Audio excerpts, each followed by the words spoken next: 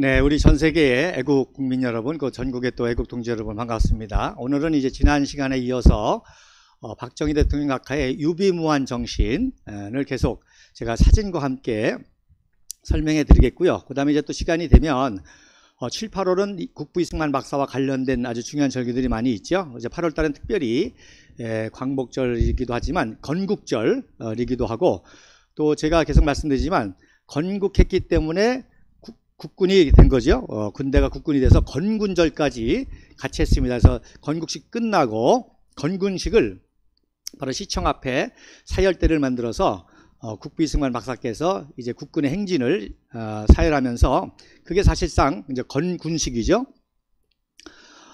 그래서 이제 특집으로 이제 이승만 박사에 대한 중요한 역사적인 사건들과 그것들을 말씀을 드리려고 합니다. 또한 감사드리는 것은 제가 우리 공화당을 통해서 많이 연설도 하고 방송도 하면서 많은 분들이 이제 관심을 갖는 그런 좋은 기회가 생겼습니다. 특별히 기독교에 있어서 제일 큰 단체가 전국 목회자 협의회와 전국 장로 협의회입니다. 근데 아무래도 목사보다 장로들이 더 많죠. 그러니까 장로 협의회가 더 큽니다. 장로 협의회도 시무 장로와 은퇴 장로가 또 연합회가 구별이 됐습니다. 역시 시무 장로보다 은퇴 장로들이 더 많이 있겠죠. 그래서 다음 주 8월 11일 날 목요일 날 은퇴 장로 협의회 전국 협의회에서 저에게 국부 이승만 박사에 대한 강의를 초청해서 또 가게 됐습니다. 우리 당원 동지들의 그런 사랑과 후원에 힘입어서 또 그런 기회에 이승만 박사와 함께 또 우리 공화당과 또 우리 조원진 대표를 또 간접적으로나마 알릴 수 있는 기회가 될 것입니다. 그래서 그때에 할 강의도 이렇게 준비를 하면서 오늘 시간 되는 대로 말씀을 드리도록 하겠습니다. 자, 그럼 먼저 첫 번째 사진을 여러분 같이 보시도록 하겠습니다. 자, 지난주 강의에 제가 이 책 두 권을 소개했는데 너무나 중요한 책이기 때문에 적어도 우리 공화당에서 어떤 그 직책을 맡는다든지, 또 이제 우리 공화당이 이제 수권 정당이 됐을 때 직책을 만들 정도의 그런 지도자로 활약하려면 적어도 이 두 책은 꼭 그 필독서입니다. 그래서 2005년도에 제레드 다이아몬드라고 하는 학자가 쓴, 문명학자인데 콜랩스라고 하는 책과, 그리고 2007년도에 대만계 중국인 에이미 추아가 쓴 데이 오브 엠파이어, 즉 제국의 미래라고 하는 책을 썼는데, 이 책이 굉장히 중요한 책입니다. 그래서 인류 역사에 강대국을 연구하고 그 강대국들이 어떻게 강대국이 됐고, 그런데 한순간에 또 강대국에서 완전히 멸망해서 사라졌는지. 여러분, 로마 제국 사라졌죠? 그리스 제국 사라졌죠? 스페인 제국 사라졌죠? 일본 제국 사라졌죠? 그래서 어떻게 강대국이 되고 어떻게 망했는지 흥망성쇠를 연구했는데, 둘 다 책이 관점은 다르지만 연관성이 있습니다. 제레드 다이아몬드라는 사람은 자연 파괴와 에너지 고갈, 그러니까 다른 말로 하면 좋은 자연 환경을 만들고 에너지가 풍부하면 순식간에 강대국이 되었다는 겁니다. 그런데 어느 순간에 자연을 파괴하게 되고, 그렇게 되면 에너지가 고갈되어서 또 하루속히 멸망한다는 것입니다. 그러면 그렇게 자연 환경도 좋고 에너지가 풍부했는데 왜 망했느냐?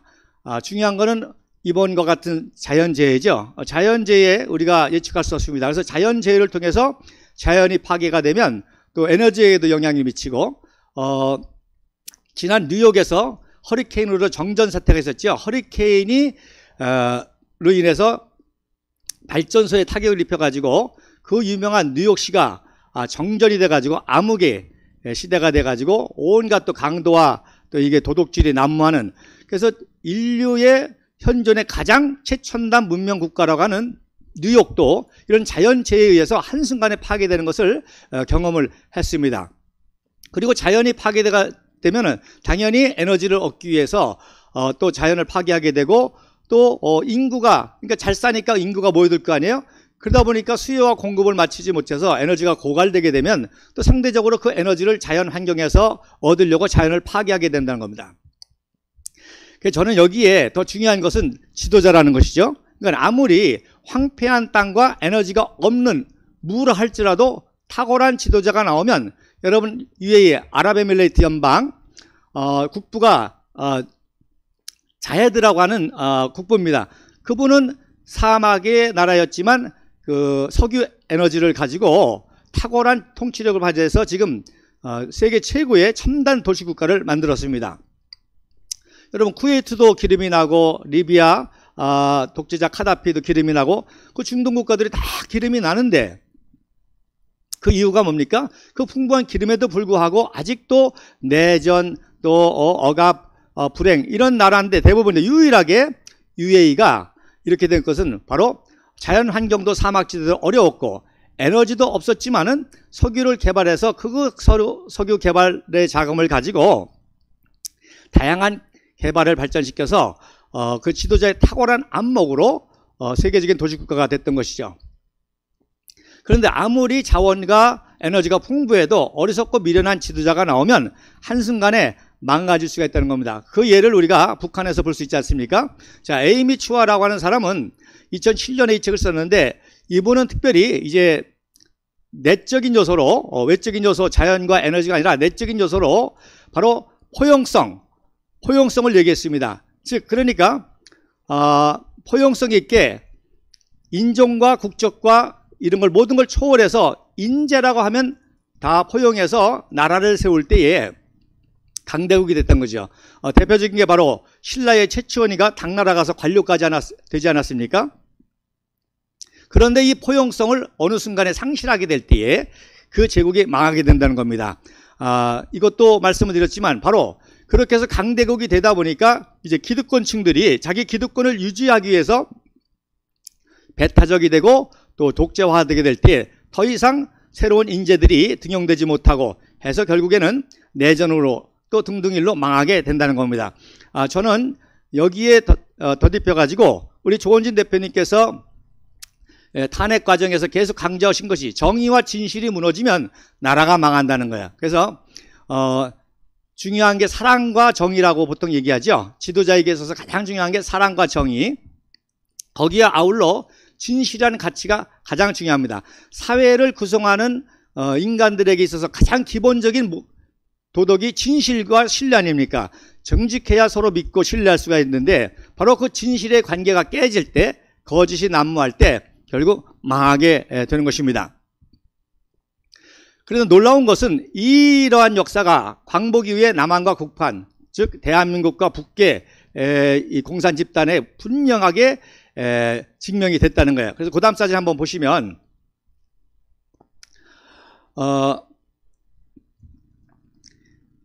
1979년 10월 19일입니다. 그러니까 10월 26일 날 박정희 대통령께서 시해를 당하셨으니까 일주일 전에 최후의 국정이 바로 리콴유 수상을 만나서 외교를 한 것인데 그때 놀라운 것은 박근혜 영예가 28살 때 바로 두 정상 간의 그 국정 현안과 국제 외교 문제에 대해서 통역을 했다는 거예요. 제가 이 사실을 알고 깜짝 놀랐습니다. 단순히 영어만 잘해서 통역하는 것이 아니라 국가 정상 간의 통역은 바로 국제 문제, 경제 문제, 정치 문제, 미래 문제, 아주 고도의 이런 것들을 통역한다는 게 제가 깜짝 놀랐습니다. 그것이 이제 박근혜 대통령하고 리콴유 수상하고의 첫 만남인데 2008년도에 한나라당 대통령 후보로 이명박 후보에게 떨어진 다음에 이해창 후보에게 떨어진 다음에 죄송합니다. 예. 이명박 후보하고 떨어진 다음에 박근혜 영예가 일주일 동안 싱가포르를 방문합니다. 약 4박 5일 동안. 그래서 오른쪽에서 사진에 보면 박근혜 한나라당 대표하고 리콴유 수상하고 대화하는 사진인데 이것은 그때 그 4박 5일의 싱가포르의 사진이 아니라 8월 달쯤에 하얏트 호텔에서 만난 그런 사진입니다. 그런데 이것이 얼마나 극빈지 4박 5일 동안 싱가포르를 방문해 가지고 내각 멘토라고 그러죠. 멘토 미니스터 리콴유하고 또 시니어 미니스터 고척동하고 그리고 현 총리 리생유하고 이 3대 지도자와 걸쳐 가지고 정치에 대한 디스커션을 합니다. 이게 바로 2012년 제18대 대통령의 준비 과정이었죠. 그래서 여러분도 기억하실 겁니다. 박근혜 대통령께서 그때 구호가 대선 구호가 뭐였어요? 대통합, 민생, 그리고 원칙이었습니다. 놀라운 것은 그게 바로 싱가포르 국부 리콴유 수상의 정치 철학이었습니다. 대통합, 원칙, 그리고 민생. 그리고 그것을 그대로 이어받아서 고척동 제2대 수상과 제3대 수상은 바로 아들 리센융이 했던 것이죠. 근데 내가 왜 갑자기 그 책 얘기를 하다가 이거를 하느냐. 자, 리콴유 수상에게 어떤 사람이 물었습니다. 국가 지도자에게 있어서 특별히 강대국을 만드는 위대한 지도자의 덕목이 무엇입니까? 그랬더니 리콴유가 사랑과 정의다 그랬습니다. 그래서 나라와 민족을 사랑하는 이 애국심, 사랑, 그 다음에 또 하나는 바로 나라의 질서를 잡는 정의다 그렇게 얘기를 했습니다. 그랬더니 그 기자가 또 묻기를 만약에 둘 중에 하나 어느 것이 더 중요합니까? 그랬더니 리콴유가 뭐라고 하는 거니? 바로 정의라 그랬습니다. 그래서 지도자는 무서워야 된다는 거예요. 그래야만 지도자의 말에 순종해서 질서가 잡힌다는 것이죠. 그런데 종북 좌파라든지 또 대부분의 모든 지도자들이 뭘 강조하죠? 사랑을 강조하죠. 그게 진짜 나라와 민족과 국민을 사랑해서가 아니라 바로 사랑한다고 포퓰리즘이죠. 이렇게 국민들에게 좋은 혜택을 준다고 사랑을 빙자한 선전선동, 그것이 바로 지도자의 그 왜곡된 모습입니다. 그러므로 진정으로 존경할 만한 지도자는 정의입니다. 정의. 그래서 본인 스스로가 정의로워야 정의롭게 나라의 질서를 잡을 수 있는 것입니다. 그래서 질서가 없게 되면 사랑도 무의미지 않습니까? 질서가 없는데 어떤 사랑의 정책도 의미가 없는 것이죠. 그래서 질서를 잡기 위한 정의가 제일로 중요하다.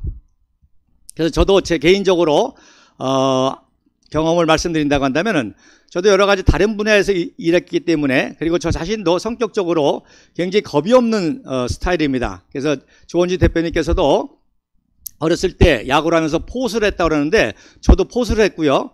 그때는 이제 가죽 글러브가 어디 있어요. 그러니까 시멘트 봉지를 접어가지고 그래서 캐치를 했습니다. 뭐 보호대가 있는 것도 아니고.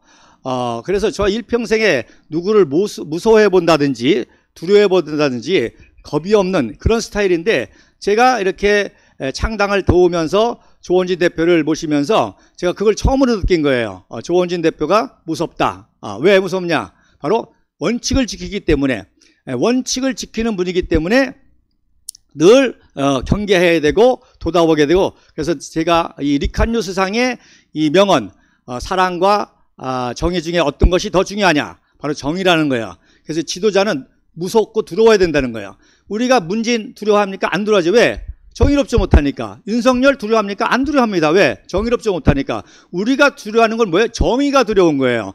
정의가 두렵기 때문에 불의를 행할 수가 없는 거죠. 그러니까 당연히 지도자도 정의로워야 되고, 정의로운 지도자가 모든 질서를 바로잡을 수가 있게 되는 겁니다.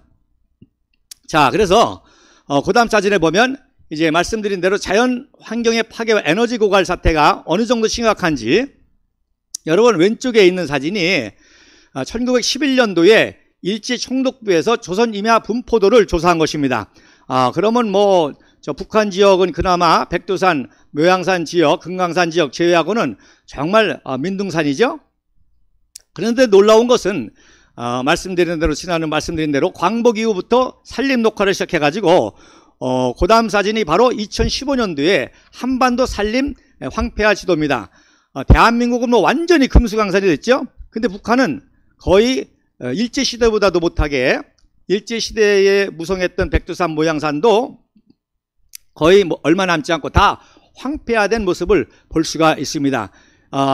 여러분, 북한에만 비가 안 내리고 남한에만 비가 내립니까? 북한에만 홍수가 나고 남한에서 홍수가 안 납니까? 아니잖아요. 뭐예요? 지도자 차이라는 거예요. 탁월한 지도자가 있으니까 이런 산림 녹화도 성공을 하고 풍부한 에너지로 이러한 역사를 이룰 수가 있고, 그 풍부했던 수력발전소의 에너지와 또 지하자원과 그것을 결국 다 물말아 먹고 이렇게 됐다는 것이죠. 자, 오른쪽에 보면 북한의 기차 모습입니다. 창문이 깨져서 거의 없죠. 그리고 뭐 인도에서나 볼 수 있는, 아직도 인도의 그 인구 많은 인도의 그 기차를 보는 듯한 그런 모습입니다. 우리나라는 지금 KTX가 지금 다니는 그런 때인데, 그리고 사람들이 이렇게 모였죠. 그리고 뭐 차 시간도 없어요. 언제 갔다 언제 못 줄지 모르고. 그리고 그 뒤에 야산에 보면 거의 민둥산이 돼버린 것을 볼 수가 있습니다. 이게 바로 북한의 현실입니다. 바로 이러한 북한을 지금 추종하는 세력, 정말로 여적죄에 가깝다고 볼 수가 있죠. 자, 그 다음 사진에 보면 이렇게 에너지가 부족함에도 불구하고 오로지 김일성, 김정하 우상화로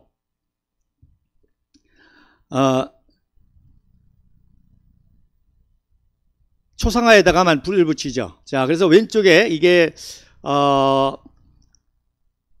양각도 호텔에서 밤에 새벽에 찍은 건데 다 어둠인데 그 김일성, 김정일 초상화에만 불을 전깃불을 비춰준 것이고, 오른쪽이 그 유명한 만수대 국회의사당, 지금 또 군수상 궁전이라는데 그 동상에만 비친 그런 모습이 되겠습니다. 자, 그리고 그 다음 사진에 보면 이게 이제 김일성 광장의 모습인데, 칠흑과 같은 암흑에 오직 그 초상화에게만 에너지를 소비하고 낭비하는 그런 모습을 볼 수가 있습니다.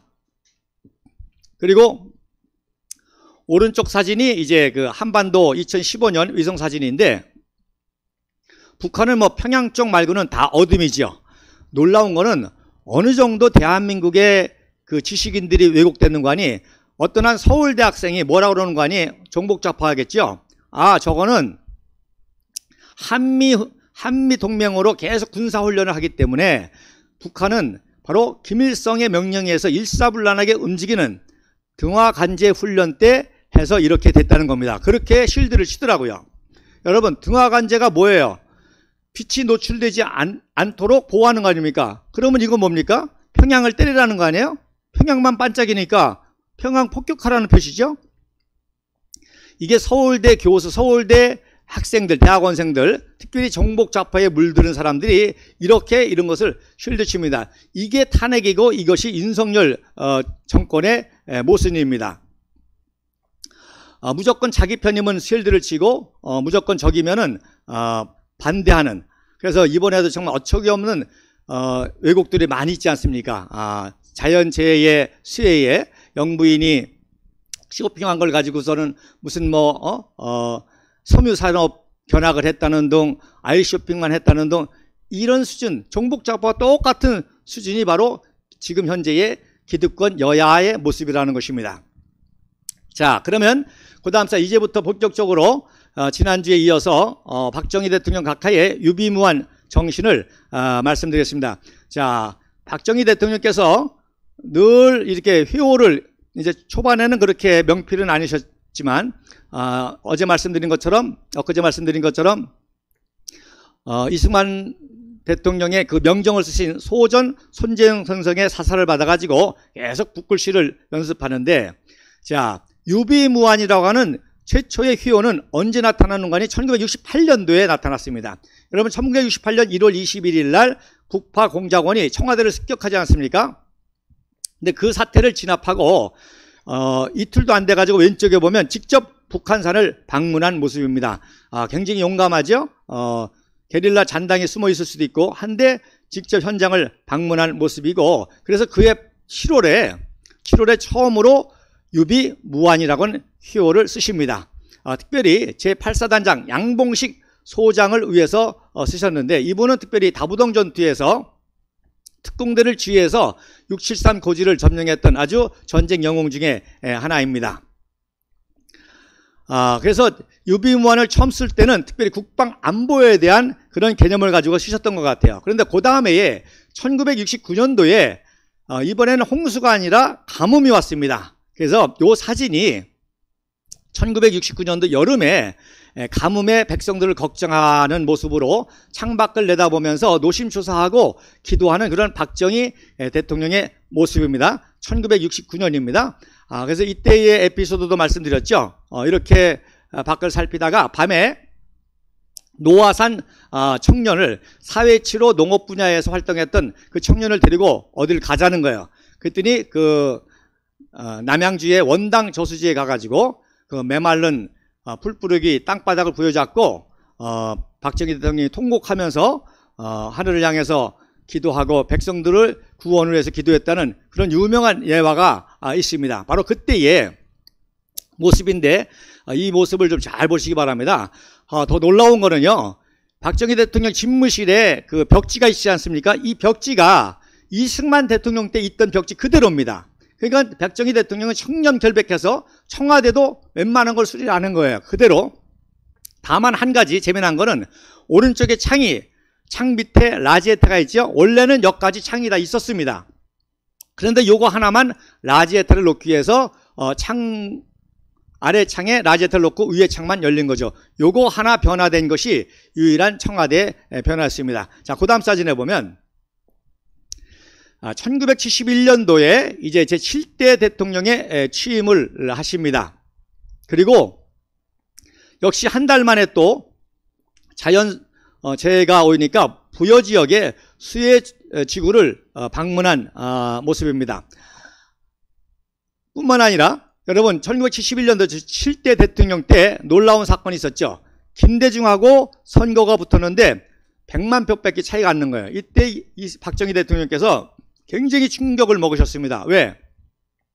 자기는 정말 오로지 민생을 위해서 일을 했는데 김대중이라는 인물은 그저 국민을 선동해서 국민을 선동하는 말만 가지고도 100만 표 차이가 나니까 그때 박정희 대통령께서 위기의식을 느낀 거예요. 어떤 의식? 자, 자유민주주의라는 것이 이렇게 선전선동에 의해서도 왜곡될 수가 있고 이렇게 어리석고 이기적인 지도자지만 백성을 잘 속여서 대통령이 될 수 있다라는 그 가능성을 봤기 때문에 여러분 아시는 대로 고해 여름에 이제 유신을 준비하고 1972년도에 유신 헌법을 발의하면서 고도의 한강 개혁을 다 이어갔던 것이죠. 그래서 71년 12월 6일 날 국가 비상사태를 선언합니다. 왜? 지금 베트남이 공산화되죠. 또 중동의 오일 쇼크가 나죠. 그러니까 이때 유비무환은 무엇보다도 두 가지 개념, 바로 자유민주주의를 지켜야 된다. 또 하나는 뭐예요? 경제 위기를 지켜야 된다. 그래서 오른쪽의 회오가 바로 12월 17일 날 쓰신 건데 똑같은데 하나는 이제 음각한 것이고 하나는 양각으로 이렇게 한 것입니다. 그래서 첫 번째 유비무환이 바로 종이에 바로 쓰신 것이고 오른쪽은 이제 무슨 도자기에다가 새긴다든지 이런 용도로 음각한 그런 사진이 되겠습니다. 자, 그 다음 사진에 보면 72년도 1월 1일입니다. 이제 그러니까 바로 한 달 전에 71년도 12월 달 쓰시고 또 신년 초에 임자년에 쓰십니다. 특별히 여기다가는 임자년 신심이라고 특별한 또 그 글을 쓰십니다. 즉 새로운 마음으로 국정을 통치해야 되겠다. 그게 바로 뭐죠? 바로 유신입니다. 유신헌법. 그래서 많은 분들이 유신을 박정희 대통령이 장기 독재하려고 그런다 그러는데 그게 아니라 말씀드린 대로 선전선동에 의해서 자유민주주의가 무너질 수 있고 또 베트남 공산화 또 오일 쇼크 이런 등등에 의해서 경제도 위기가 닥치고 하니까 유신으로 유비무환을 했던 것이고 그래서 1월 1일 날 임자년 신심이라는 기호를 써가지고 쓰셨는데 재미난 거는 가로로도 쓰셨어요. 보통 세로로 쭉 쓰셨는데 이때만 특이하게 가로로도 쓰시고 세로로도 쓰셨습니다. 그러니까 굉장히 중요한 국정 컨셉으로 잡으셨다는 거죠. 그래서 말씀드리는데 왼쪽에 있는 사진 두 개도 똑같은 것이지만 하나는 이제 그 촬영이 다른 거고요. 그리고 오른쪽은 이제 가로로 쓰신 것이죠. 그러면서 그때 72년도 신년사의 핵심이 뭐냐? 자유의 물결, 이제 자유의 파도라고도 쓰죠. 그래서 이승만 대통령은 자유의 방파제입니다. 즉 대한민국을 국제 공산 세력으로부터 막아야 된다. 이 대한민국의 신앙의 자유, 경제의 자유, 자유민주주의를 공산 세력으로부터 막아야 된다 해서 자유의 방파제라는概念을 썼는데 이제 점점점 국력을 성장하고 경제가 성장하는 이 대한민국이 이제는 이 자유의 물결을 북한에까지도 전파해서 자유와 풍요와 빛을 목마르게 기다려온 북한 동포를 위한 메시지가 됩니다. 그리고 계속적인 경제 부흥을 위해서 정치적인 안정을 이루어야 되기 때문에 유신을 한 것이죠. 그리고 북한과의 평화 전략을 얘기했는데 이거는 북한의 어떤 체제를 인정해가지고 사이좋게 지내자고는 그런 뜻이 아니라 바로 더 이상 북한의 어떤 그 테러라든지 그런 위협을 당하면은 굉장히 국내 사정이 어려우면 국제 투자가 안 되지 않습니까? 그래서 이거는 북한으로 하여금 바로 평화라는 명목으로 대한민국을 건드리지 못하기 위한 전략적 구상이죠. 그러니까 북한을 인정해서 뭐 고려 연방제와 같이 우리가 평화와 공존하자, 겉으로는 그런 것 같지만 그게 아니라 바로 지금 72년도면 고도의 성장을 할 때거든요. 이게 자칫하면 북한의 테러라든지 또 전쟁 위협이라든지 있으면은 국제적으로 투자를 받는다는 굉장히 어렵지 않습니까? 그래서 이거를 계속 고도의 성장을 이어주기 위해서 평화 전략을 썼던 것이죠. 그리고 지도층의 설선수범을 강조했습니다. 이제 점점점 잘 살게 되니까 지도층들도 기득권층이 될 수가 있거든요. 그래서 지도층의 설선수범을 많이 강조했습니다. 그리고 국내적으로는 역시 게릴라 간첩 이런 행위들이 날뛰면은 나라가 어렵지 않습니까? 우리나라도 문재인 정권 때 뭐 KT에서 사고가 났죠. 또 변압기 사고가 났죠. 등등의 이런 또 산불도 많이 나죠. 이런 것들이 있을 때마다 나라가 흘러오니까 거기에 간첩적인 요소들이 많이 있으니까 국가보위법을 만들어서 이런 사태를 예방하는데 국가보위법을 만들었지만 최대한 신중하게 운영하겠다. 그리고 자주, 자립, 자위. 그래서 뭐가 빠졌죠? 자조가 빠졌습니다. 이제 자조는 초창기 때의 그 국정용어였습니다. 우리 스스로 일하자, 자립하자. 그래서 자조가 빠지고 자주, 자립, 그 다음에 스스로 방위한다. 그래서 자위정신, 국가 비상체제로 자위정신을 이때 처음 말씀했던 겁니다. 자, 그 다음 사진에 보면은 73년도의 모습입니다. 자, 그래서 박정희 대통령이 목표를 세우는 것마다 거의 배, 4배, 10배씩 예를 들어서 100억 불 수출 달성을 목표로 했다. 그럼 200억 불이 달성이 된다든지. 그래서 박정희 대통령께서 통치 기간 중에 목표로 세웠던 것은 항상 초과 달성을 했습니다. 그래서 이때부터 이제 한강 기적에 대한 자신감이 생겼죠. 그래서 73년도에 월남이 패망함으로 말미암아 이제 주월 파병 장병이 교환할 때 이제 이세호 8월 주월 사령관의 이세호 중장의 이제 카프레드 하는 건데 여러분 이세호 장군이 서 있는 자리가 박정희 대통령이 서 있어야 될 자리입니다. 왜? 국가의 최고 지도자고 선탑자이기 때문에. 그러니까 퍼레이드 환영식을 받기 위해서 집차를 타는데 이세호 장군한테 박정희 대통령께서 먼저 타라오니까 아니 어디 제가 어떻게 제 앞에 탑니까? 그랬더니 박정희 대통령께서 참 훌륭하시죠? 오늘의 주인공은 당신이야. 그래서 이세호 장군을 앞에 태우고 뒤에서 사열을 받는 모습이고 왼쪽에 있는 분이 바로 국방부 장관 유재용 장군이 되겠습니다. 그래서 이세호 장군이 정말 나라를 위해서 대한민국 국군의 위상을 높인 자네가 주인공이다. 그래서 이세호 장군이 이제 사열을 이렇게 받는 모습이 되겠습니다. 그리고 4월 28일 현충사를 방문해서 활을 쏘는 모습인데 박정희 대통령께서는 왼손잡이입니다. 그러니까 양손잡이죠. 그러니까 왼손 오른손을 다 쓰는 거죠. 그래서 이제 활을 쏠 때는 왼손잡이기 때문에 왼손으로 쏘시고 어떤 방향을 이렇게 가리킨다든지 할 때 이제 왼손을 쓰십니다. 그리고 총을 사격한다든지 할 때는 오른손으로 하시고 그림을 그린다 하시든지 이것도 오른손을 사용하십니다. 뭐 피아노도 잘 치시고요. 그래서 그해 말에 12월 26일 날 또 희호를 씁니다. 바로 유비무환이라고 하는 희호를 쓰게 됩니다. 국내외에 점점 이렇게 위급한 상황에 계속적으로 고도의 성장을 유지하기 위한 그런 축정의 컨셉이었던 것이죠. 자, 그 다음 사진에 보면 이제 74년으로 넘어갑니다. 자, 74년도 1월달 연도 기자회견을 하시는 모습이고요. 그리고 2월 25일 여러분 1974년입니다. 혹시 1972년이라고 오타가 돼 있으면 양해를 바랍니다. 그래서 경남도청을 초도순시하는데 놀라운 것은 이렇게 경남도청에다가 현판에 유비무환이라고 하는 박정희 대통령의 친필 희호를 이렇게 달아놓고 있는 그런 모습이 되겠습니다. 자, 1974년이면은 이제 대통령이 된 지 한 10년, 대통령을 통치한 지 한 10년이 되는 때거든요.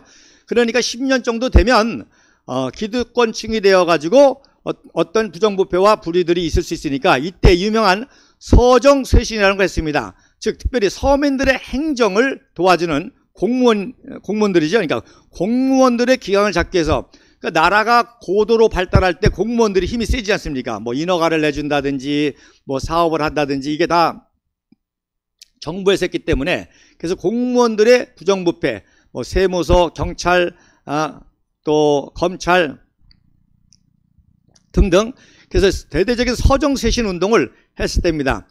그런데 저 개인적으로는 바로 이 서정쇄신하고 저희 아버님하고 관계가 되어 있습니다.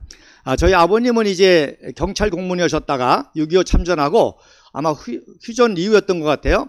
이제 경찰이 위험하고 하니까 그 당시에는 이제 전과도 하고 그랬거든요. 그래서 대덕군청으로 공무원으로 전과를 하셨습니다. 그러니까 공무원을 쭉 하시면서 이제 대전에서 예산군청으로, 예산군청에서 온양군청으로, 온양군청에서 천안군청으로까지 이렇게 오시게 됐는데, 그때가 바로 천안군청에서 오셨을 때가 바로 서정쇄신에 막 바람이 불을 때였습니다. 그러니까 나름대로 실적을 또 올리려고 순기능이 있는가 하면 악기능이 있지 않습니까?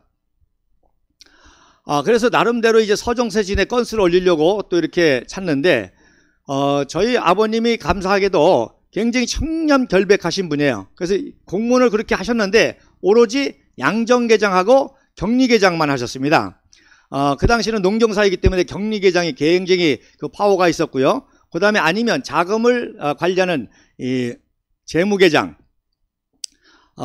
제일 중요한 부서였기 때문에 희한하게 그 두 부서만 왔다 갔다 했습니다. 왜 그런고 하니, 자, 양정계장을 하고 있는데 새로 군수가 부임하면 야, 여기에서 제일 청렴계획한 사람이 누구냐? 그러면 예, 조이봉입니다. 그래서 격리계장이 됩니다.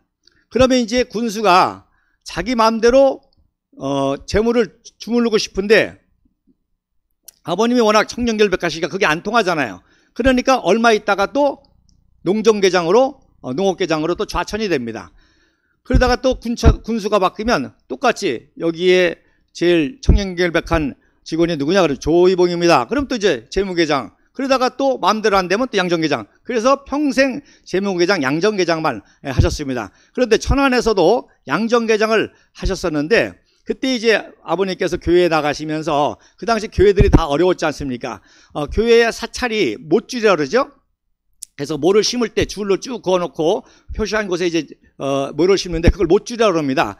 그래서 교회에서 어려우니까 그 교회 사찰이 못줄 공장을 했습니다. 그러니까 그걸 아버님이 좀 도와주셨거든요. 뭐 뇌물을 받았더니 그런 게 아니고 그 못줄을 납품하고 하는데 관여를 더 했더니 그거를 걸어가지고 이제 서성세전에 걸린 거예요. 그래서 군수까지도 책임을 묻게 되는 그런 상황이 오니까 제 아버님께서 다 자기가 책임을 지고 감옥에 들어가셨죠. 그래서 대한민국 최초 명태 1호입니다. 그래서 나중에 다 조사를 해보니까 아무런 혐의가 없었습니다. 근데 어떻게 돼요? 그래서 최초의 명태를 하셨죠. 명태를 하는 조건으로 이렇게 됐습니다. 그래서 서정쇄신, 그래서 저하고도 이렇게 의견이 있습니다. 그래서 한참 일하실 때에 이제 공무원을 그만두시면서 저도 이제 대학 지나가는데 어려움이 있었죠. 그러나 제가 그렇다고 해서 박정희 대통령에 대해서 어떤 아쉬움이나 또 불만이 있는 건 아니고, 저는 오히려 뭘 깨달은 거 아니, 야, 위대한 지도자가 역사의 수레바퀴를 끌고 가다 보면 가끔 거기에 치이는 사람도 있고 다치는 사람도 있다. 그렇게 배우게 됐던 거죠. 여러분 링컨만 해더라도 여러 가지 이제 또 어려움이 있지 않습니까? 그 어떤 지도자도 실수가 없는 건 아닙니다. 근데 위대한 지도자일수록 역사의 큰 수레를 이끌고 나가다 보면 거기에 다치는 사람도 있다는 거죠. 오히려 그걸 배우면서 오히려 저는 더 이승만, 박정희 대통령을 더 연구하게 된 것입니다. 자, 그 다음 사진에 보면 74년도 최초로 외국의 국가원수가 항공모함을 방문했습니다. 이번에 윤석열 정부도 항공모함 방문했다고 대대적으로 선전하는데, 이미 지금으로부터 50년 전에 박정희 대통령께서 친히 바로 미드웨이호를 방문해서 이때부터 항공모함에 대한 꿈을 키우십니다. 그리고 이제 그 오른쪽에 있는 분이 이제 조상옥 그 통역관이죠. 그리고 왼쪽에 해군 함장의 모습이 보입니다. 바로 이때부터 이제 박정희 대통령은 조선 입국, 배를 건조해서 해양 대국을 만든다라는 비전을 가졌죠. 그래서 요 5월 달에 이제 그 유명한 뭐가 있습니까? 바로 현대조선소에서 메로너라고 하는 20만 톤의 유조선을 최초로 건조하게 되는 거죠. 그 최초의 유조선을 건조할 때 박정희 대통령께서는 이미 항공모함, 핵 항공모함 건조의 비전까지도 가지고 있었던 것입니다. 그래서 5월 20일 날 그 유명한 내 일생 조국과 민족을 위하여라는 회어를 1974년도 5월 20일 날 쓰셨는데, 놀라운 것은 그 다음 날 5월 21일 날 유비무환이라는 회어를 또 쓰신 거죠.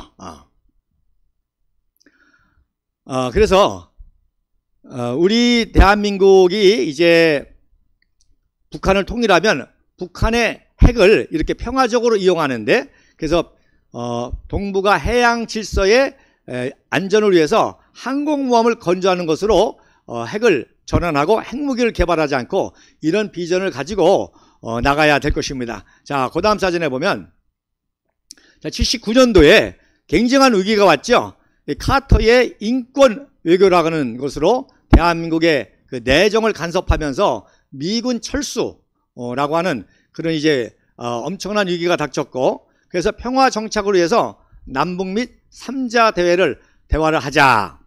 그래서 미국 측이 이 카터가 주장하는 것은 체제 유지죠. 체제 유지. 우리는 뭐예요? 바로 통일할 때까지 체제 안정이지, 우리의 궁극적인 목표는 저 어둠의 나라, 억압의 나라, 자유가 없는 나라, 황폐한 나라를 바로 우리가 자유통일시켜서 우리 대한민국의 모든 시스템을 그대로 적용해서 똑같이 새마을운동, 똑같이 한강의 기적, 이거를 해나가는 것이 우리의 목표인데, 카터가 주장하는 것은 그런 게 아니었던 거죠. 그래서 박정희 대통령께서 국군 장비 현대화 사업을 계속 협의하고 자주국방으로 해서 그리고 미군 철수를 이제 반대해서 많은 분들의 이제 또 로비와 또 기독교인들의 또 그런 노력에 의해서 어느 정도 카터의 내정 간섭을 막아냈습니다. 그래서 이때 박정희 대통령께서 최후의 정치 구상은 뭐냐? 바로 그때 비밀리에 핵을 개발하고 있었거든요. 그래서 미국이 동맹 관계지만 미국도 어떤 대통령과 어떤 정당이 정권을 잡느냐에 따라서 한국의 안보가 흔들리는 거예요. 한미 동맹을 굉장히 굳건하게 강조하는 지도자가 나오는가 하면 한국과 동맹에서 쏟아지는 돈을 아깝게 생각하고 또 그 병사를 철수시켜가지고 경비를 전략한다든지, 그러니까 미국의 지도자에 따라서 정당의 정책에 따라서 한국의 안보가 계속 흔들리니까 박정희 대통령께서 비밀리에 핵무기 개발을 하셨고, 최후의 국정의 구상은 바로 1980년도 정도에, 내년이죠, 핵무기 개발 완성을 해서 핵무기 보유를 선언하고 은퇴를 할 그런 구상이었습니다. 그러면 더 이상 북한보다도 훨씬 우리가 앞서서 이런 무기를 개발하면 북한은 더 이상 우리를 침략할 수가 없죠. 그리고 더 막강한 군사력과 경제력을 통해서 흡수 통일할 가능성이 있기 때문에 그 카터의 그런 내정 간섭과 인권외교 또 안보 위기 때에 이런 것까지 구상을 했던 것입니다. 자, 그 다음 사진을 보시면, 그래서 마지막 79년도 8월 달에도 많은 수혜가 있어가지고 직접 이제 중앙대책본부를 만드셨죠.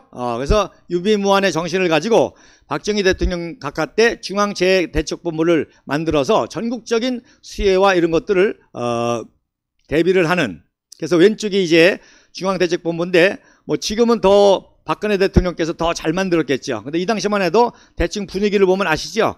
여러 가지 차트라든지 또 무슨 전화 전신 시설이라든지 통신 시설이라든지 이런 걸 통해서 정말 완벽한 나름대로의 그런 재대책본부를 구성해서 활용하셨던 것을 볼 수가 있습니다.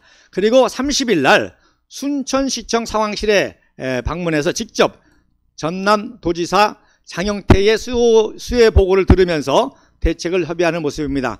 자, 여러분, 제가 지난번 강의하고 연결이 되죠? 즉 박정희 의장이 미국과 국민으로부터 전폭적인 지지를 받았던 것이 바로 혁명 2달 후 7월 11일 날 영주와 그리고 남원에 큰 수해가 났을 때에 우중에도 불구하고 직접 비행기를 타고 현장을 방문했던 그 모습에 케네디 행정부도 인정을 하고 저분은 정말 생명을 걸고 혁명을 했구나, 나라와 민족을 위해서 민생을 위해서 했구나 인정을 받은 그런 사건이고요. 그리고 국민들로부터도 정말 박정희 장군은 군인이지만 이제 나라를 위해서 이렇게 민생을 챙기는 지도자구나, 생명 걸고 하는 지도자구나, 그래서 국민의 전폭적인 신뢰를 받게 되고, 말씀드린 대로 1964년도 민정 인양을 하고 윤보선과 투표를 했는데 전반부에는 대도시에서 윤보선이가 앞섰습니다. 그런데 바로 이렇게 박정희 장군이 이런 민생 시찰했던 것, 섬, 울릉도, 저 시골, 제주도, 농촌, 수해 방문 지역 이런데 이제 표가 마지막에 몰표로 쏟아지면서 역전을 했던 그런 사건인데, 바로 마지막 79년도 똑같이 이렇게 국정 운영을 하시는 모습이 되겠습니다. 자, 그 다음 사진에 보면 이게 이제 감동적인 사진이죠. 자, 왼쪽은 1969년도 사진이라고 제가 말씀드렸지 않습니까? 자, 1969년도, 그리고 오른쪽의 사진이 바로 1979년도, 바로 10년 후의 모습입니다. 근데 그대로죠. 나이만 좀 들은 모습이고, 다만 하나 이제 오른쪽 사진에 뭐가 좀 바뀌었어요. 그 나지에타를 이렇게 막는 장식이 좀 바뀌었고, 또 벽지가 좀 바뀌면서 유비무환이라고 하는 이제 그 액자를 달아놓은 모습이 있습니다. 그래서 이 장면이 너무나 유명하기 때문에 상암동 박정희 대통령 기념관에 요걸 그대로 모델로 해서 장식을 해놓은 겁니다. 그래서 유비무환 액자가 있고, 이제 카테는 노란색이고, 그리고 뒤에 이제 시골에 아낙네들, 할머니들, 어머니 같은 분들을 돌보시는 민생 정치의 상징으로 그런 액자가 놓여 있습니다. 원래 이 액자도 두 가지인데 바뀐 모습입니다. 자, 놀라운 거는요, 바로 10년 전과 10년 후의 모습이 똑같지 않습니까? 나라와 민족을 걱정하는 정신이 똑같습니다. 그래서 이런 천재적인 국가 지도자의 5대 유비무환 정신을 박정희 대통령께서 실천했는데, 제일 중요한 첫 번째가 뭐냐? 자연재해로부터 국민의 생명과 재산을 보호하는 것입니다. 그 다음에 두 번째로는 외적의 침입으로부터, 특별히 전쟁을 겪지 않았습니까? 우리는 북한 정권에 의해 침략을 받아가지고, 그래서 든든한 국방 안보, 그걸 위해서 한미동맹을 강화하는 것, 이것이 두 번째 유비무환 정신입니다. 그 다음에 세 번째는 뭐예요? 경제 위기를 대체해서 지속적인 성장을 해야 된다는 겁니다. 여러분, 성장을 안 하면 퇴보입니다. 계속 성장을 해야만 나라가 살아남지. 자, 성장이 멈췄다는 거는, 자, 성장은 멈췄는데 인구는 계속 늘어나잖아요. 또 국제적인 경쟁력이 심해지잖아요. 그러니까 성장이 멈췄다는 거는 곧 뭐예요? 퇴보와 멸망이라는 뜻입니다. 계속 성장하지 않으면 개인이든지 또 회사든지 나라든지 망하게 되는 거예요. 그래서 계속적인 경제 성장을 위해서 여러 가지 경제 위기적인 요소를 대처하는 것이 바로 유비무환 정신입니다. 그 다음에 네 번째가 사회 안전망이죠. 그래서 여러 가지 이제 사회의 이제 교통사고라든지 건축의 또 사고라든지 세월호는 물론 조작 사건이지만 해양 사고라든지 또 이태원에서 놀다가 청년들이 다치는 안전사고, 이런 사회 안전망을 확립해가지고 국민들이 편안하고 자유롭게 잘 살 수 있는 사회 안전망 확립이 바로 네 번째 유비무환 정신입니다. 그 다음 다섯 번째 유비무환 정신이 뭐예요? 바로 백년대계 끊임없이 인재를 양육해야만 그 사회와 나라가 발전할 수가 있습니다. 제가 이런 강연을 하면서 여러 가지 체험을 많이 하는데, 제가 탈북 대학생들, 탈북자 중에서 똑똑한 대학생들을 모아놓고 역사 강의를 하는데, 이승만 박사 얘기를 쭉 하고서 나중에 질문이 있냐 그랬더니 한 여대생이 그런 질문이에요. 이 여대생은 북한에서 장마당에서 재벌이 됐던 여자입니다. 그런데 2014년 화폐 개혁을 하는 바람에 그 벌었던 걸 다 빼앗긴 거예요. 그래서 탈북한 여성입니다. 어쨌든 그 북한의 통제사회에서 장마당에서 재벌이 됐다는 건 상당히 똑똑한 여자죠. 그래서 탈북을 했는데, 그 여자가 뭐라고 질문하는 거 아니, 이승만 대통령께 자식이 있었습니까? 물어보더라고요. 그래서 봉수라는 어린 아이가 있었는데 미국에서 유학하는 동안에 디프테리아로 죽어서 자식이 없다 그랬더니 탄식을 하더라고요. 그래서 왜 그러냐 그랬더니, 자기네들은 김일성, 김정일, 김정은 이 3대 멍텅구리, 똥통구리, 방통구리, 이 어리석은 지도자 때문에 북한에 이런 제안이 왔다는 걸 아는 거예요. 반대로 대한민국은 이승만, 박정희라고 하는 탁월한 지도자가 있으니까 이렇게 선진국이었다는 걸 아는 거예요. 그러니까 이승만 박사 얘기 들어보니까 너무너무 똑똑하시거든요. 그러니 그분의 아들은 얼마나 똑똑할까 궁금해서 물어봤다는 거예요. 그리고 많은 분들이 이승만 박사 하니까 왜 대통령이라고 안 하고 박사라고 하느냐. 근데 그 의미는 잠시 후에 말씀드리겠습니다. 자, 어쨌든 간에 마지막 사진에 보면 박정희 대통령의 최후 국정은 뭐냐? 바로 삽교천 방조제가 아니라 뭐예요? 당진송신소를 개소한 겁니다. 이 당진송신소는 그 당시 세계 최고의 단파방송, 라디오 단파방송 1500kW를 북한에다가, 동북아시아에다가, 중국과 소련에다 쏘는 거예요. 이게 무슨 뜻입니까? 바로 이제 대한민국의 이 풍요와 빛과 자유를 북한 동포들에게도 알려줘가지고 북한 동포들에게도 이렇게 친한파를 만들어서 대한민국 통일의 기반을 조성하겠다고 당진송신소를 만들었으니까 당연히 비밀이죠. 미국에 알면서도 모르는 척 할 수 있지만, 만약에 중공이 알면은 노발대발할 거 아니에요? 남한의 방송이 만주까지, 동북상서까지, 중국 본토까지, 그 공산당 세력까지 들어가니까. 그래서 비밀리에 당진송신소를 개소한 것이 마지막 국정이었습니까? 삽교 방조천을 준공식을 마치고, 그리고 도고온천에서 목욕을 하신 다음에 이 당진송신소에서 개소식을 해서 이 브리핑을 받는 모습이고, 오른쪽에 이제 박정희 대통령의 마지막 나라와 민족을 위한 고뇌의 모습입니다. 이런 고뇌의 모습을 완성하지 못하고 참 어처구니 없는 김재규의 그런 그 암살로 인해서 어려움을 당하셨죠. 그러나 그분이 뿌린 위대한 대한민국 한강의 기적은 지금도 살아있고, 바로 그것을 계승해야 될 것이 바로 우리 공화당과 조호진 대표의 사명입니다. 어제도 엊그저께도 지난주에도 우리 조원지 대표님과 우리 공화당 당원들이, 또 우리 봉사단이 예천에 감천면이라는 곳에 가서 재복구 봉사를 했죠. 놀라운 거는요, 제가 말씀드린 1961년도 바로 영주를 방문했을 때 바로 그 방문한 지역이 감천면이었습니다.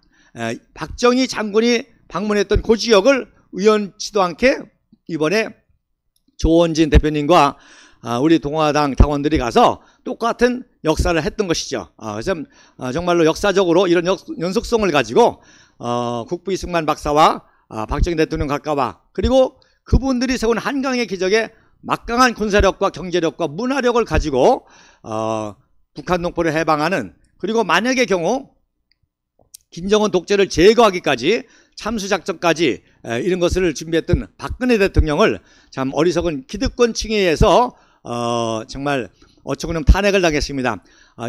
이상민 행정부 장관 탄핵에 기각이 됐죠. 그런데 더 어처구니 없는 거짓 탄핵 소추안으로 박근혜 대통령이 탄핵을 당했다는 것은 이번 이상민 탄핵의 기각과 함께 비교해서 이게 얼마나 어리석은 짓이고 얼마나 잘못된 일인지를 우리가 깨닫지 않을 수가 없습니다. 그리고 반드시 이런 진실을 우리 국민들이 알아가기 때문에 반드시 기존에 지금 모든 탄핵을 한 세력, 탄핵을 동조한 세력이 지금 정치, 경제, 사회, 언론 다 있지 않습니까? 이럴 때 정말 이 나라를 구원할 새로운 청렴결백하고 또 정의와 진실의 세력인 그리고 애국심을 가지고 나라와 민족을 사랑하는 바로 우리공화당 조원진 대표 또 박근혜 대통령이었다는 사실을 국민들이 깨닫게 되는 날 위대한 사회혁명, 정치혁명을 이루게 될 것입니다. 사회혁명이라는 것은 바로 거짓과 진실이 다 거짓으로 인해서 진실이 다 무너지고 선전선동을 당하고 그리고 썩어버린 이 부패의 양당, 여야 양당 정치 이거를 개혁하는 것이 이제 정치혁명이고 국민들에게 바로 진실과 정의의 개념을 다시금 회복시키고 각성시키는 것이 사회혁명이 되겠죠. 그래서 이것을 우리들이 잘 감당해야 될 줄로 믿습니다. 자, 그러면 우리 이승만 박사에 대한 이야기를 좀 계속 또 이어가도록 하겠습니다. 자, 말씀드린 대로 첫 번째 한번 사진을 보시면 이승만 청년이 배제학당에서 보시죠? 거기 학생들이 죽이는 기념 촬영을 한 것인데 말씀드린 대로 이제 제가 8월 11일 날 전국 은퇴장로협의회에서 이승만 박사에 대해서 얘기를 해달라고 했는데 뭐 무궁무진하지만 특별히 이제 기독교 장로들이 모였으니까 기독교와 관련된 내용들을 해서 준비를 좀 했는데 오늘도 한 시간이 좀 있으니까 서론적으로 좀 몇 가지 설명을 같이 드리고 마치고자 합니다. 자, 이승만 청년이 1895년도 4월 달에 배제학당에 입학을 했습니다. 그리고 1년 후에 5월 21일 날 목요일 날 정동제일교회죠. 그리고 배제학당에서는 채플로 운영했는데 그 정동교회에서 제1회 모교 강좌를 했습니다. 그래서 지금도 감리교 계통의 모든 대학과 학교들은 모교 강좌가 있습니다. 감리교 신학대학, 협성신학대학, 모건대학교, 배제대학 지금도 매주 모교 강좌가 있습니다. 그런데 이 제1회 모교 강좌 때 기념 촬영입니다. 특별히 4월 달에 이승만 청년이 최초로 단발을 하게 됩니다. 1895년도 10월 30일 날 고종 황제가 단발령을 내리죠. 그런데 최초로 이승만 청년이 단발을 결심했는데 놀라운 거는요. 뭐 부모님들이 알면은 뭐 난리가 나죠. 몸에 있는 모든 것은 부모님에게 받은 거기 때문에 손톱깎이 하나도 참 소리하는 그런데 상투를 자른다. 그래서 제중원 세브란스 원장인 에비슨 선교사에게 잘라달라고 하는데 놀라운 거는요. 뭐라고 하면서 잘라달라고 하니 벌써 이승만 청년은 이렇게 불의가 날뛰고 기득권층이 날뛰고 거짓이 난무하고 어리석은 지도자가 있는 이 조선은 일본의 식민지로 멸망할 것이다 라고 예측을 하고 뭐라고 얘기하는 거 아니 일본 놈이 내 상투를 자르기 전에 선교사님이 잘려주십시오 해서 에비슨 선교사가 수술용 가위를 가지고 이승만 청년의 상투를 자릅니다. 그리고 그거를 비커에 보관하게 됩니다. 그래서 이 이승만 청년의 단발 기념 사진이기도 하고요. 제1회 모교 강좌 사진이기도 하고 그 다음에 과거 제도가 없어졌지 않습니까? 과거 제도가 없어짐으로 말미암아 그 당시 조선의 최고 엘리트들이 바로 배제학당에 모여들게 되었습니다. 그래서 여기 모인 숫자가 168명입니다. 그러니까 급속하게 늘어났던 거죠. 이때 스크래튼 선교사가 고종 황제에게 편지를 씁니다. 많은 인재들이 배제학당에서 와서 공부하는데 이들을 잘 키워서 국가의 그 지도자로 만들겠다. 특별히 이승만이라는 청년이 상당히 탁월한데 이 청년을 잘 키워서 이 다음에 그 대한제국의 좋은 그 국가 지도자로 만들어야 되겠습니다. 이런 보고서를 합니다. 그래서 뒤에 사진에 보면 일일이 다 설명할 수는 없고요. 자, 맨 왼쪽이 바로 단발을 한 이승만 청년의 모습이고요. 그 옆에 있는 분이 유일한 하버드 출신의 선교사입니다. 버스티드 의료 선교사라고 뭐 미국의 유명한 대학들이 많이 있지만 유일하게 하버드 출신으로 조선에서 일한 선교사가 버스티드 선교사인데 이분이 이승만 청년하고 나이 차이도 5살밖에 차이가 안 나기 때문에 아주 친구처럼 스승이면서 친구처럼 지냈던 거예요. 그래서 나중에 이제 여러분 아시는 것처럼 조지 워싱턴 대학을 졸업하고 하버드 대학에 지원하게 된 것도 이 버스티드의 영향이 있었던 거죠. 버스티드가 이렇게 이승만을 돌보다가 병에 걸려가지고 미국에 일찍 귀국했다가 할렘가에서 가다가 또 돌아가십니다. 자, 그리고 그 옆에 키 큰 분, 중절 모자를 쓰고 키 큰 분이 바로 제1회 모교강좌 강사로 온 서재필 박사의 모습이 되겠습니다. 그러니까 서재필 박사가 이때 활약하고 독립협회를 만들면서 만민공동회를 하다가 1898년도에 추방당하죠.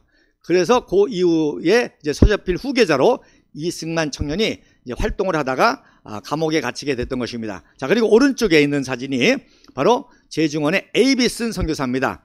그래서 저도 이 고민을 많이 했는데 뭐냐, 헐버트 선교사하고도 비슷하거든요. 헐버트 선교사도 제가 몇 번 강의를 드렸지만, 그런데 여러 가지 그 연구를 해보니까 바로 단발령 기념 한 달 후고이기 때문에 에이비슨 선교사가 맞고요.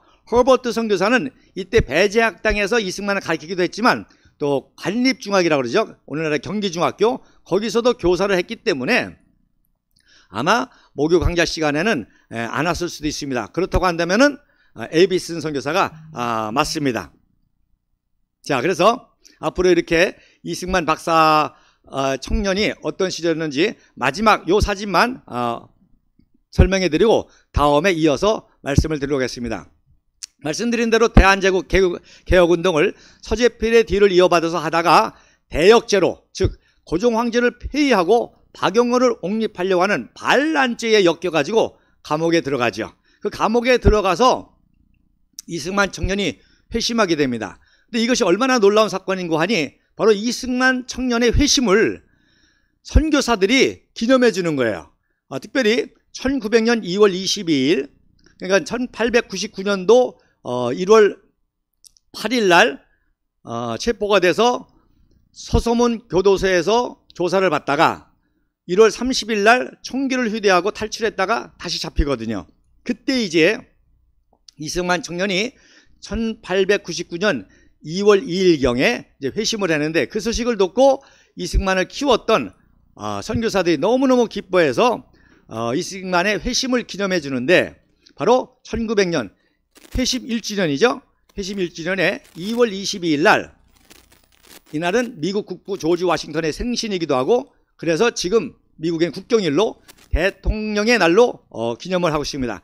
그래서 중요한 게 뭔고 하니, 그 당시에 감리교든 장로교든 모든 선교사들이 이승만을 바로 미국의 조지 워싱턴과 같이 키워서 바로 우리가 대한민국 이 한반도에 미국과 같은 자유민주주의 시장경제 나라를 세워서 또 그러한 기독교 정신을 가지고 있는 나라를 만들어서 바로 대한민국으로 하여금 동북아 전체를 선교하고 전도하고 자유민주주의를 전파하는 그런 나라로 만들겠다는 비전을 가지고 왔고, 거기에 조지 워싱턴과 같은 훌륭한 인물로 이승만을 키우겠다고 하는 그런 증거의 사진입니다.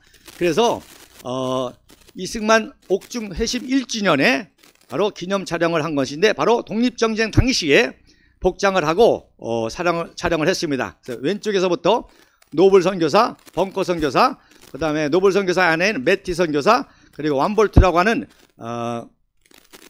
장로교 의료 선교사, 그리고 아펜젤라 부부가 보이고요. 맨 오른쪽에 존슨 선교사가 있습니다. 이분들이 이승만 청년을 평생 멘토링했던 그런 위대한 선교사들이죠. 그래서 이러한 이야기들을 다음 주에 계속 이어가도록 하겠습니다. 오늘도 함께 시청해 주신 우리 애국 국민들에게 감사를 드리고, 예고해 드린 대로 다음 주 방송은 바로 이승만 대통령에 있어서 수많은 사건이 있지만 특별히 이런 신앙적인 사건과 연결해서 말씀을 드리도록 하겠습니다. 감사합니다.